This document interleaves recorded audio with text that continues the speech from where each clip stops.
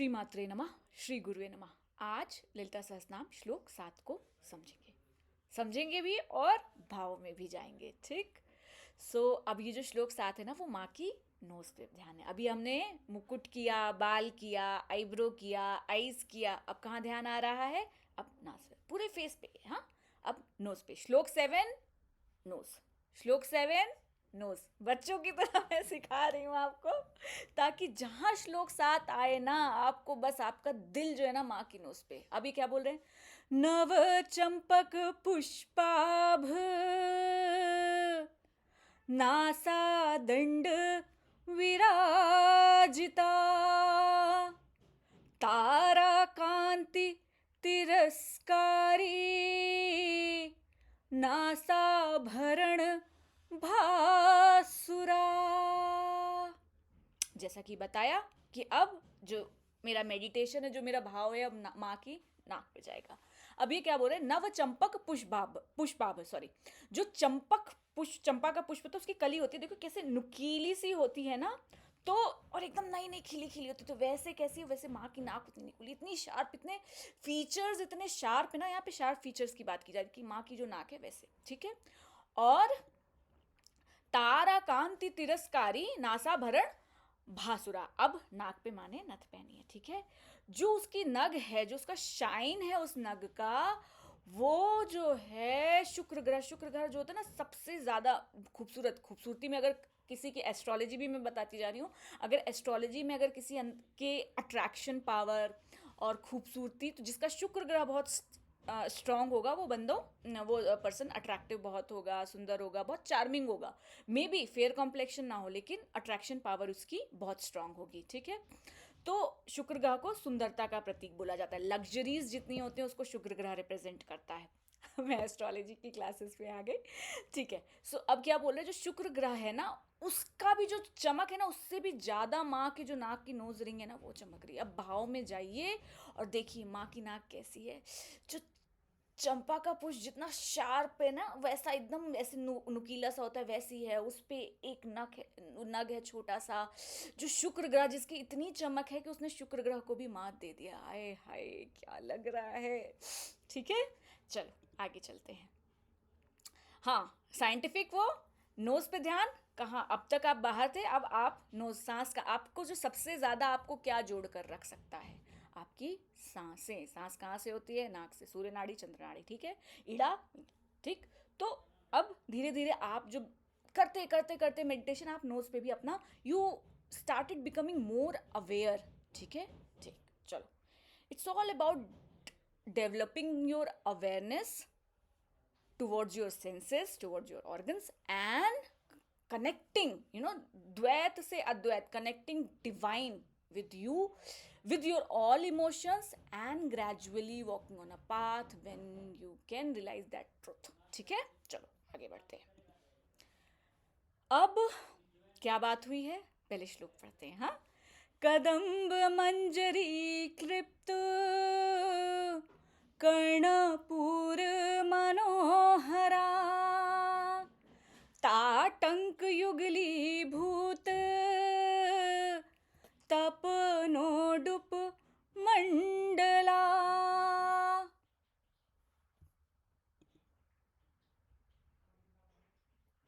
अब कान है ना, हम लोग कान में क्या पहनते हैं? इयरिंग पहनते हैं। तो अब माँ ने कान में जो है ना कदम्ब के फ्लावर पहने। अब कदम का, अब इसको ध्यान करने से पहले जाइए, गूगल पे जाइए, फोन पे सर्च करिए कदम के फ्लावर कैसे होते हैं। ठीक। तो वो कितने सुंदर हैं वो फ्लावर जो हैं, वो फूल एज अ ऑर्नामेंट माँ ने अपने कानों में पहने हुए हैं। तो अब जब आप ध्यान में जाएंगे, आंख बंद करेंगे, तो आपके सामने माँ के कान में जब ध्यान ले जाएंगे, तो वो कदम्ब के फूल आ जाने चाहिए। ठीक। चलो आगे। ताटंक युगली भूत तपनोडुप मंडला। अब जो सूर्य और चंद्रमा, माँ की लार्ज इयरिंग्स हैं। ठीक। एक तरफ सूर्य है, एक तरफ चंद्र है। यहाँ पे सूर्य नाड़ी और चंद्र नाड़ी की भी बात होती है। सूर्य आत्मा है, चंद्रमा आपका मन होता है। तो विज्ञान भी समझते जाइए धीरे धीरे। तो ये बात हुई। तो अब भाव में चले जाओ ना। एक तरफ सूर्य है चमचमा रहा है, एक तरफ चंद्रमा है, माँ ने पहन के रखा है।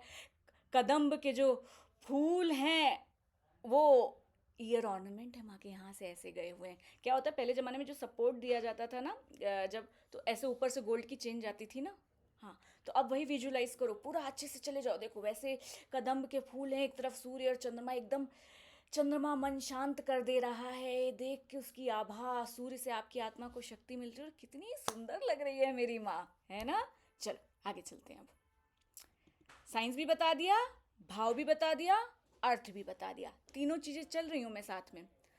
पद्मराग शिलादर्श परिभावी कपोल भू नव विद्रुम बिंबश्री न्यक्कारी रदनक्षदा। अब हो गया, अब गाल आ गए माँ की, ये चीक्स। अब क्या बोला जा रहा है, रिकैप पहले कर लें फिर आगे आएंगे। पहले तो बालों की बात हुई, कैसे चंपक अशोक पुन्नाग, फिर मुकुट की बात हुई, उसमें जो मणि लगा हुआ है कुरुविंद मणि, फिर भावों की बात हुई, कामदेव के महल का जो आर्क होता है ना, जैसे सारी डिज़ायर, कामदेव के महल में आप घुसो तो कामदेव के आपके अंदर डिज़ायर उत्पन्न करता है, पूरा करता है, वैसे भौएं हैं माँ की। उसके बाद आँखों की बात हुई, फिश के जैसी ऐसे ऐसे ऐसे चल रही है, इतनी शार्प, इतनी अच्छी लग रही है माँ की आंखें, क्या बताएं, बस देखते रह जाएं हम। उसके बाद क्या बात हुई, नोज़ की बात हुई, कैसे चंपक अशोक सॉरी चंपा का जो पुष्प, जितना जो बर्ड होती है ना एकदम इतनी शार्प सी होती है, सुंदर लगती है, वैसी उस पर उन्होंने नोज रिंग पहन के रखी है। नोज रिंग कैसी है माँ की, नोज रिंग तो शुक्र ग्रह को भी एकदम, मतलब उसकी कितने, जब उसने इतने ब्रह्मांड बनाए, उसमें सारे ग्रह उसने बनाए, तारा मंडल उसने बनाए, तो वो जो नोज रिंग है, इन सारे तारा मंडल सबसे अट्रैक्टिव ग्रह, उसकी चमक भी फीकी पड़ जाए माँ की नोज रिंग के आगे। जाइए उस भाव में। अब ये सब हो गया, चीक्स की बात होती है माँ के, ठीक। अब माँ के गाल कैसे हैं, कैसे बोल रहे हैं। अब देखिए नई नई एकदम जो टीनेज की, क्योंकि माँ का एक रूप बाला भी है ना,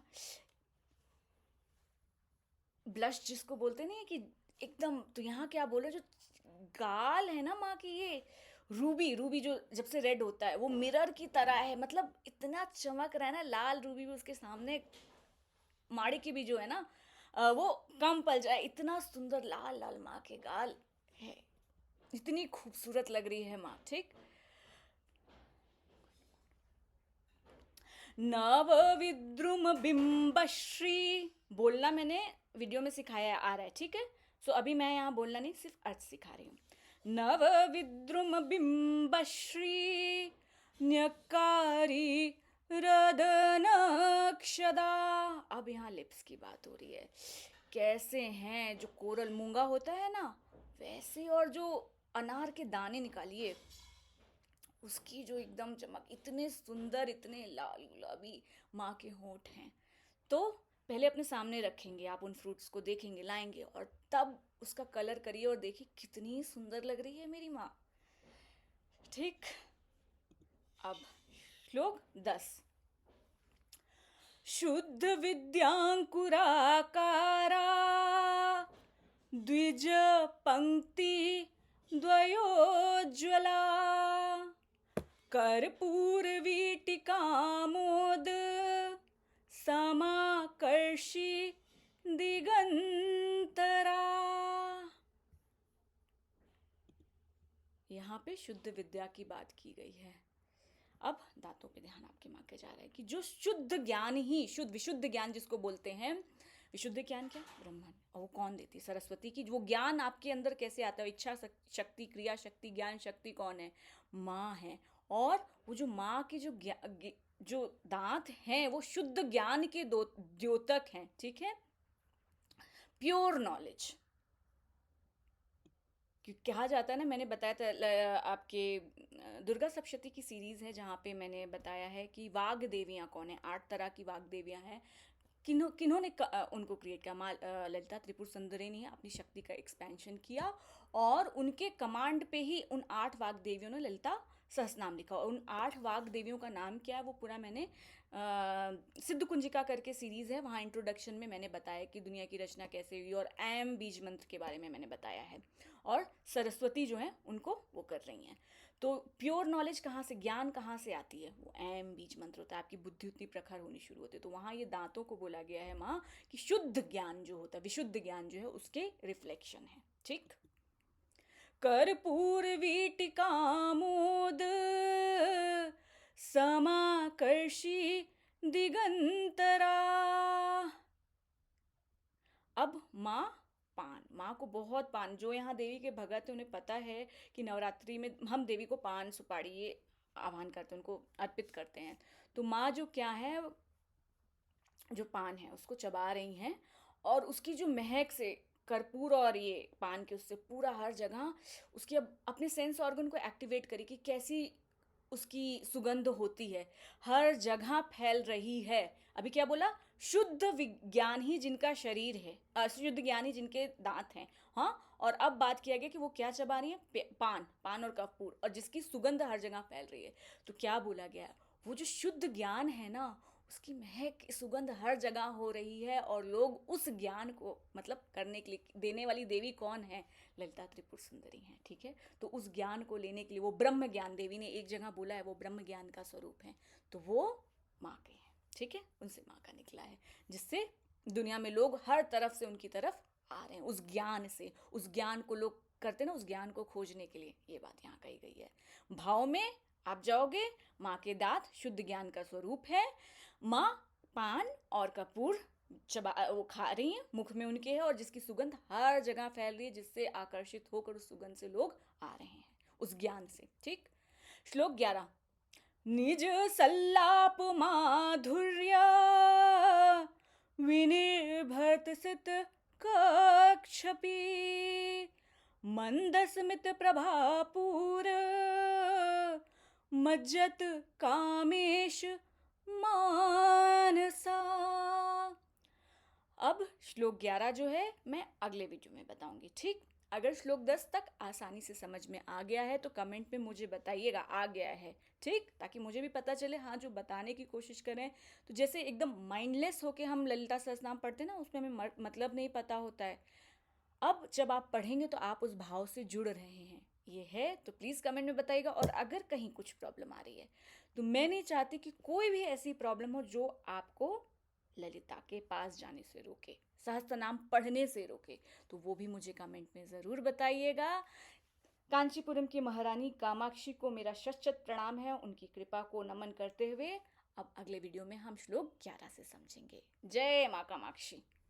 श्री चक्रराज सिंहासनेश्वरी श्री ललिता अंबिके आगम वेद कलामय रूपिणी आगम वेद कलामय रूपिणी अखिल चराचर जननी नारायणी श्री चक्रराज सिंहासनेश्वरी श्री ललिता अंबिके नाग कंकण नटराज मनोहरी नाग कंकण नटराज मनोहरी ज्ञान विद्येश्वरी राज राजेश्वरी श्री चक्रराज सिंहासनेश्वरी श्री ललिता